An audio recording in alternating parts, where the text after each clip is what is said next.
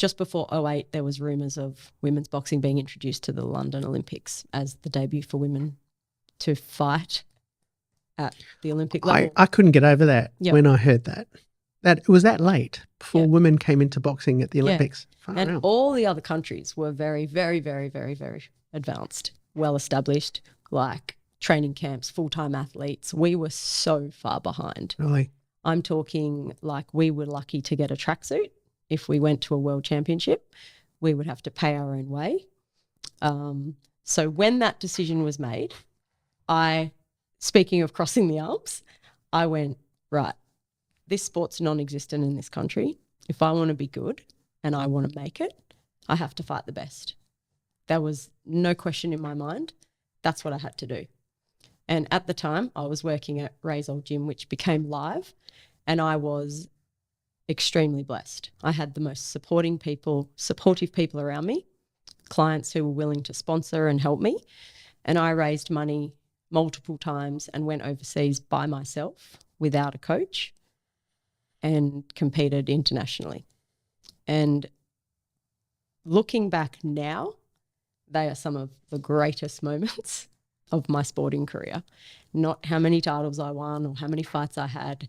The fact that I had the balls in my mid to late 20s to just go, I'm going to chase this and I'm going to go after it, and have created those lifelong lasting memories, and the friendships that I've made sit with me still today as the best moments. And so, sorry to digress, but that's all happening. I'm traveling, I'm raising money, I've got amazing sponsors. The CFMEU became my major sponsor at one stage and had given me 10 grand for the year. Plus Paul Tonich had run 2 fundraisers, separate occasions, and raised 8 grand both times to get me to trips. So the fundraisers were for you? Yep. He held them in his office at this. He's got the agency now, but he used to have Altitude Real Estate in Subiaco, and he would just have a little area in the front where he'd get people to come in, sell raffle tickets. He had lots of people make donations, and both times they raised 8 grand. One got me to Turkey and one got me to the World Championships in China. So meanwhile, all of this is happening. I'm traveling, I'm fighting, I've got my heart and goal set on London. It took, I don't know who, I actually don't know, I was oblivious, but whether it was Boxing Australia, the government, I have no idea. But it took until May 2011 for women's boxing in Australia to receive any type of funding, right? So we're not even we're a year out of the Olympics. So I then get an email offering me a scholarship. I got the first female scholarship ever in the country to move to the AIS, so move back to Canberra and train full-time as a full-time athlete for 6 months. Wow. So 6 months is better than nothing, right? But that's what we got. That's what I got. And then they invited one other girl as well. So then I'm there full-time for 6 months training.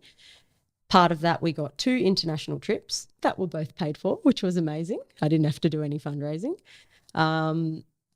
Went overseas twice, We went overseas twice. Then came back at the end of my scholarship, was back home.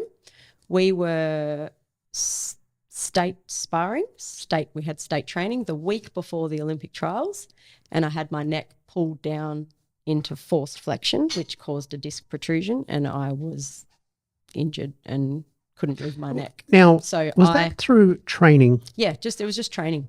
It was just sparring. Oh my God. Yeah, and so once again, so let's rewind to being 21 years old. The state title, the ACT state title, which I thought I wanted more than anything in the world, and that was ripped out. Then fast forward to 2012, and the one thing that I dedicated a lot of my life to, because karate wasn't an Olympic sport, kickboxing wasn't an Olympic sport. Now finally it's an opportunity for women for it to be an Olympic sport. And as any athlete, that's the pinnacle, right? Absolute pinnacle. And the first one too, right? The debut of women's boxing, London Olympics. I'm on scholarship. I guess at the time I'm the golden girl in the country, but I get injured 1 week before the trials. I was 1 week before the trials. Oh, no. So, you know, it's, again, at the time, devastated. My whole world's been turned upside down.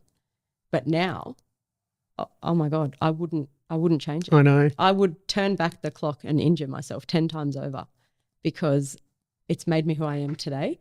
All the lessons I've learnt, everything I've gotten to know about myself was because of that one moment. And I feel like I've found my purpose more than ever.